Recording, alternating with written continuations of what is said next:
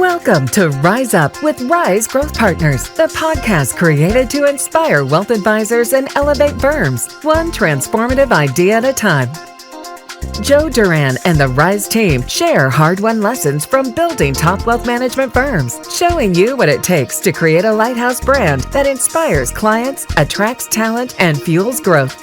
Together, we'll look at where the industry is headed so you can stay ahead of the curve. We're here to be the coach we wish we had along our journey. Let's dive in. Hi, Joe. Hey, Jen. How are you? Good. A beautiful yet hot and sticky summer day. I know. It's unfortunately about to go on vacation with my girls, and I'm really excited about it. Yeah, that'll be great. A good getaway. So today we're here on Rise Up to talk about your next article. It's a little tough. It's even more bold than you often are. And it's about the cancer of underperformance in management teams. Why this topic? Why now? Well, first, I don't mean it to be incendiary at all. I just think it's something that we've noticed. As you know, we get to speak to RIAs all over the country all the time. I mean, I don't think there's a week that passes that we don't speak to at least 5 to 10 firms that are exploring how to grow to the next level. And we do quite deep work we've done on dozens of firms that are $5 billion in assets, greater, maybe a little less. But the common theme that I see is it's not that they don't have a good vision. It's not that they don't have some idea of where they want to go. But we see that great firms are built usually on really high focus on clients and loyalty. And that loyalty is often holding back the success of the firm. And loyalty to team members. No, well, it's a loyalty to everybody, but good entrepreneurs, and I'm guilty of this too, are very loyal to their people. And as a consequence, as the business grows, the talent of those people doesn't maintain with the evolution of the business. It doesn't hold people accountable to standards. And we'll talk more about this in a second. But here's the problem. If the people in the direct line of sight of the founder or CEO of the business are not being held to the highest standards, how can you expect the people underneath them, the people underneath them, to believe that we're holding people accountable to high standards? And what I will share that I've learned in the now building of my third enterprise is that you have to start at the top. It's not at the bottom. You set the standards. And again, this isn't about telling people what they need to do. This is about telling people this is how we show up at different levels of the organization. And the people at the top must demonstrate it. They must live and breathe the standards we live by. And most important is, how do we measure and track that? And how do we hold people accountable and show that the rules are true for all of us top to bottom?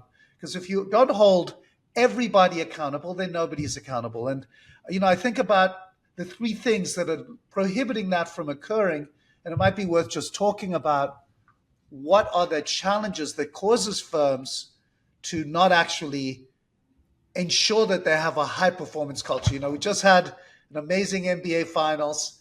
We've now in the middle of baseball, and what I see everywhere with great athletes, great teams, I see all the talk now for the NFL coming back. It's about setting standards of excellence that start at the top with your most important players, with your ownership, with your coaches. The teams that don't do that don't reach the top of the mountain. And that's true in wealth management as well, because we are a talent organization. This is no different than a professional sports team. And one of the things you talk about is confusing loyalty with effectiveness. Share more about that. Well, look, I think we tend to surround ourselves with people that can relate with us and who know us, rather than people who challenge us and make us better. And the reality is there are many RIA businesses that are really the cult of personality, that are really built to serve the leader. And I'm not speaking about that, because there you just surround yourself with whatever you want. But if the goal is to build the most beautiful, big firm that you can, that impacts the most lives, then you really need to be loyal, but be loyal to the firm and ask the question, what's most important for the enterprise and for everyone around it beyond my personal needs? That's hard to do. Again, I'll share just when we were building the second firm, United Capital, because I'd learned from the first one, everyone on the team, I said, we're going to double in size every 2 to 3 years. And in that voyage, if you're not inventing and reinventing yourself to be a leader, you still can have a position, but please don't think that you own this position forever. So if you're the head of technology and you're not up to speed with what needs to be true at 5 billion versus 2 billion, then we need to bring somebody in who knows. Right. And that is the kind of loyalty that matters. Loyalty to me, Joe Duran, that's nice. It makes me feel good, but that's not what matters. And my loyalty as a leader and a founder is to the firm. And that means also demonstrating loyalty to the people that are doing all the hard work and are demonstrating value to the business. And look, the three things that are holding people back, first and foremost, most people don't know what really great looks like. Like, what does great look like? And I shared this before. I thought I knew what the best people look like until I joined Goldman Sachs. And believe it or not, I realized very quickly, I thought I had great because we had a $25, $30 billion RA. But as soon as I started co-running the $120 billion RIA, ACO, and the workplace business, I realized, wow, there's another level of good at this level that we didn't have. Now, that wasn't that our people weren't great, but they didn't know how to play on a playing field of that size. It changes things. And that doesn't mean those people lose their jobs. It doesn't mean that they don't continue to have great careers. It just means that if they don't keep up with the growth of the business, and we talk about this Dunning-Kruger effect. It's a well-known study. I thought I had heard about all these studies, given all the coaching work I've done, but this was new to me. Dunning-Kruger is an amazing thing. It was done by a gentleman, two people, a Dunning and a Kruger. I believe it was at Princeton. It was social scientists, and they basically did studies to see if they gave limited levels of information, how confident were people that they could solve the problem. And what they found is that the less information you had, the more confident you were as a group. And the more intelligent you were, the more you could extrapolate that you knew the answer with very little facts. For example, a doctor will think they're a better investor than they are just because they're really smart at investing and have no facts about, they're really smart at being doctors. They have no facts about being investors. And they end up saying, well, I don't need to know a lot because I'm really smart. The truth is, as they get more information, people start to become a little bit more overwhelmed and go, oh, gosh, this is more complicated than I thought. We've all experienced this in our lives. Oh, being a parent is easy to a 9-month-old, kind of easy. But then, by the time they're 18, like, oh, my Lord, being a parent's really, really, really hard. And that's true in business as well. It's true in positions as well. But it's really important as a founder that you don't assume because you know how to build a $1 billion RIA, well, I know what it means to run a $10 billion RIA. So I guess at the root, I would say is make sure that you associate with people who are at that next level and that you're open-minded to the fact that you don't know it all. Because that's going to be true for your teams too. Yes. One of the things that I've seen, and I'm sure you have too, because so many leadership teams are together for so long, and because these firms are sometimes fairly insular and aren't out maybe enough in conferences and other forums, they're looking in and feeling like, oh, everything's great. Our people are nice. They're doing great work, which might all be true, but they don't know what else is out there that they could. Because you're not on a sports field. But if you were, the question you'd ask yourself is, am I willing to settle for decent or do I want exceptional? Because that's going to reflect throughout the entire organization. If you're a firm that settles for adequate, everybody will bring their adequate selves to work. And an exceptional outperformer will very quickly figure out, well, it's not really worth it because the only thing that matters here is that I'm around and that I'm nice and everyone else works this hard. Why would I bring more to the table? Yeah. So again, if it doesn't get recognized and rewarded, then what's the incentive to bring the best version of yourself? And so I think that's one of the challenges is know what great really looks like. And if you don't know, find people who are great so you can say, are my people this? Am I operating at the top of my license this way? The second one, really important. Sorry, Jen. Oh, I was going to say, and then the other challenge is once they've seen that they might need something else, how do you get them to invest in it? Because that's the second issue, right? Yeah. Like you have to choose, am I prioritizing EBITDA or excellence? And I will tell you, there will always be a trade-off between quality and margins. Like it's an economic concept that's always been true, that you can either have a price negotiating strategy, go for land grab, or quality.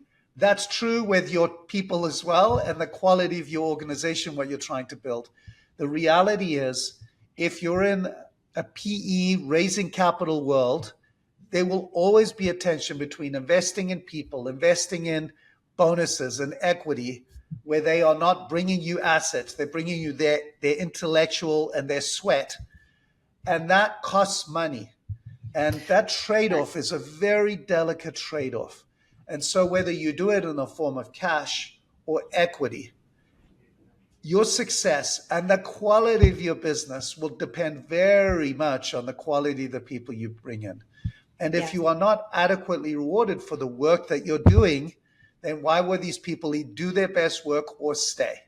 And this is, again, what I've seen, certainly in the last few years, is this race for bigness without investing in the quality, because it's just about, I have to maximize the EBITDA to get to the next recap.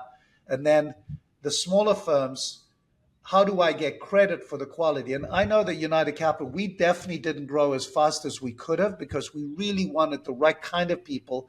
And we spent a lot of money on great people. Mm-hmm. That's true, by the way, it's lots of firms. There's nothing special about our firm, but there's always a choice you have to make to say, how much am I investing? And there's a third choice with all wealth management, which is, hey, I'm not going to invest for EBITDA. I'm going to invest for maximum distributions because that's how I get paid. And the founder who doesn't have outside capital very often is not investing in pay and increased benefits for their people because they want to maximize their distributions. Mm-hmm. Everybody in the organization knows when that's happening.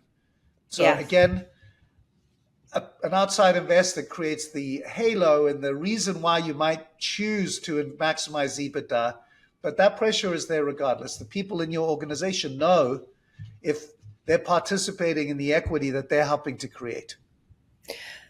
So, Joe, let's say a firm has invested in a few talented leadership team members. How do they shift their mindset to keep them more accountable, maybe, than they kept, the previous group, or just traditionally? So that's the third element here. You have to expect accountability, and it has to start with your leadership. And let me just share a nuance here that is really important. We too often focus on goals, and I'll give you an example. I have a chief growth officer, and I tell that person, your job is to bring in 100 clients by the year end.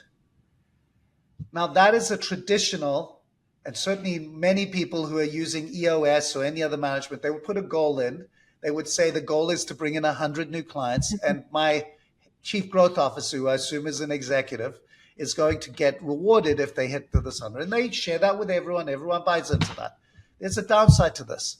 The chief growth officer doesn't actually have any control whether they're able to bring in those 100 people. So when let's say the markets go through a really soft spell or our portfolio performance is really bad, the chief growth officer comes into the meeting and says, mid-year, they've only brought in 20 clients. They're clearly not going to get to 100, and says, first of all, the first mistake will be often that's not even reported or accounted for. So we don't actually go, oh my gosh, this person's short.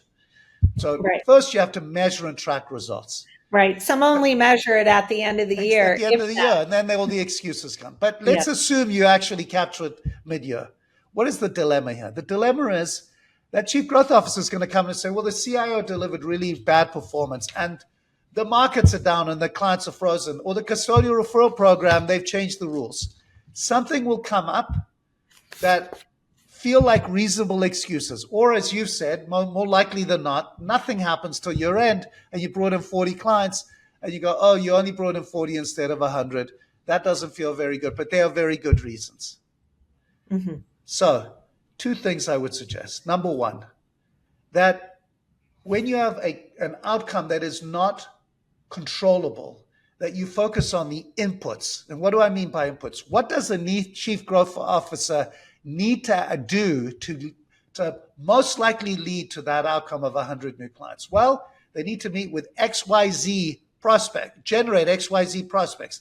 They need to do XYZ with a custodial program. They need to do 15 client events. Mm-hmm. They need to ensure that every advisor is asking for referrals. Like, there's a set of specific actions that would likely lead to that outcome. If it doesn't get there, it's not because they didn't do what was necessary. And the people who are witness to it will say, well, we certainly put the right measurements in place. That person delivered on their promises, and we didn't get to the results. Now, if there's another reason, that's a different analysis for another day. But you know that everybody's being told the inputs, and what you can control is going to determine your success. Now, control the controllables, and measure and track the controllable. What do we do with our clients? We don't tell them with a financial plan, oh, you're going to succeed. We say, look, we have to focus on the things you can control. You should work an extra few months. We should invest a little differently. We should rebalance your account. We focus on the things with our clients every day that focus on the things that we should control. Like, we can't control whether the markets go up and down, but we can control how we do relative to the markets. We can't control many, many aspects of their financial life, but we can control a lot of them. And that is how we seek to be recognized by our clients. The same kind of logic should be applied for your leadership, because if you do that, then that leadership team can say to their teammates, hey, we've got to make sure we have this many prospect meetings. We've got to reach out to this many events. Like, these are the things that we are responsible for. Processes to fuel the engine.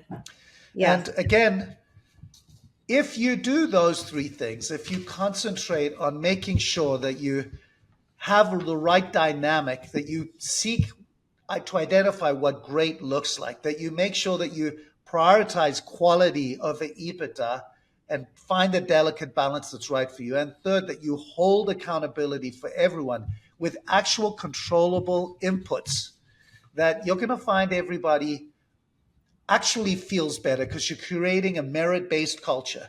And again, this is different than if you're running a lifestyle business and you just want everyone to have a great time and you'll be wherever you're going to be. I'm talking about being an exponential grower, a really great firm that attracts the most ambitious talent. That's the kind of environment you want to have, that recognizes these people do what they say they're going to do always. Now, we get to whatever results we get to, but we measure and track exceptional outcomes. And a lot of times I find we're speaking with leadership teams, and they might have an inkling there's a performance problem, but they're not quite sure. And by the way, it's also, Jennifer, really uncomfortable. It's really hard. It's really, really hard. But let me tell you, it's easier the second time. It's easier the third time. It's easier the fourth time. Once you actually start to do it, so just start with the first time. Like, look at your team. Almost certainly, I always like to say, like, your goal is to try to keep everything above a 7 on a scale of 1 to 10. You're going to have one department that's at a 3 or a 4. And your job is to then go to that area where you are falling the most short and saying, are we measuring the right thing? Is the person in leadership clear about what needs to be done? And how are we going to track and measure the progress to results that we would like? Whether it's in compliance or technology or in sales, everything that you would like as an outcome can be broken into controllable inputs. And you have to make sure that your leadership team can do that. I always have a simple view. If my job should be to explain to people on our team what needs to be done. If the people working for me need to explain how to do it, then I just have the wrong people. That doesn't mean that they can't be great, but I know I'm not the smartest guy in the room. Jennifer, I work with you because you're a much better marketer than I'll ever be. So when I'm like, look, I don't know that's true, but I'll take it. But let's say I say to you, hey, I'd like to have a strategy that ensures that we get visibility with people who could be potential clients. Your job is to say, okay, this is how we're going to do it. This is what it's going to cost. This is how I'm going to measure and track it. And that's how you get the best of everyone, because hopefully in every area, Terry's smarter than me in running an enterprise. Like, we have people that are, Tony is a much better finance person than I'll ever be. That allows you to just, my job is to help brilliant people do brilliant work and identify, is this brilliant? Is this person everything they can be every day? And as you know, I'm not easy to work with in that way, because I see what people can be.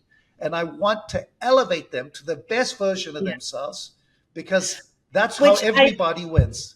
I think that's beautiful, Joe. And I'm like you in that way. Yet sometimes I do see leaders of firms, they're almost forcing it on team members who might not have the same aspiration for their career.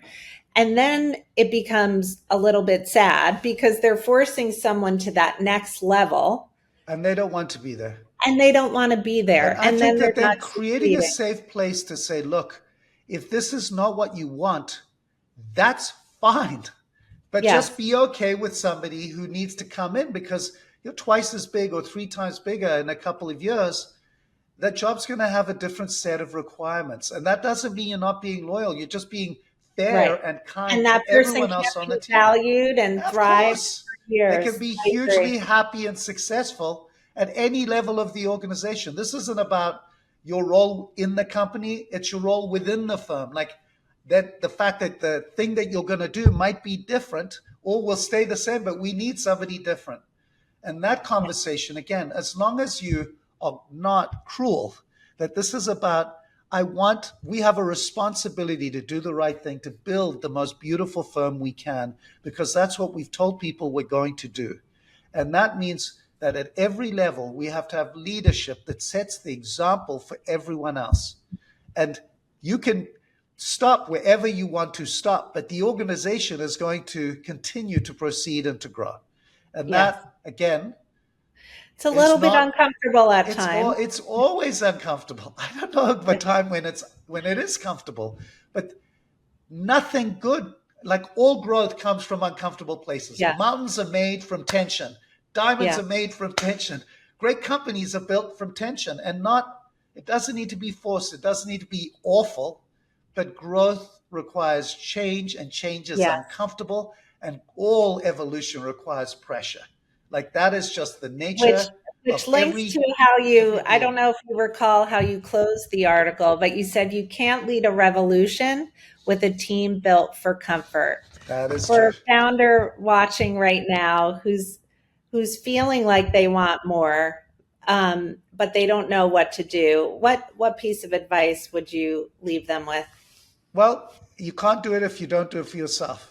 Like if you want to be a founder who wants more for their business, but aren't willing to put yourself in uncomfortable places, it's not going to happen. And that's the number. It starts at the top. The bottleneck is always the top of the bottle. So I have to be willing to feel uncomfortable. I have to be willing to do things and learn new things and get new skills and put myself in uncomfortable places if I want an environment that is driven and challenging and questions itself. I can't say, well, I want to be comfortable, but I also want to have an enterprise that continues to challenge itself if I'm not challenging myself. Because as I said, if the people at the top are not accountable, guess what? The person at the top is the most accountable. Right. But you've got to set the stage. And that means showing people that you're willing to do the hard things that they might not be willing to do. And I think, Jennifer, you would agree, when it's really, really the thing nobody wants to do, I'm the one who says, it's my job then, because I don't want to. But I know they need to know that I'm willing to do the thing that no one else is willing to do and do it. Yeah. So again, what I'd ask first is, do you really want the discomfort? Because look, for a lot of people, it's a great industry. You don't need to do any of it. But if you want to build a championship team in anything, it requires tough decisions that are not always easy, that are good for the organization to win. And it starts at the top. Tough topic, important topic. And thanks for sharing your thoughts. Thanks for listening to our audience. Feel free to share. Feel free to reach out if you want to talk about this topic. And please, as always, suggest new topics for us, and we'll get on those. Thanks, Have Joe. a great day. Thank you, Jennifer.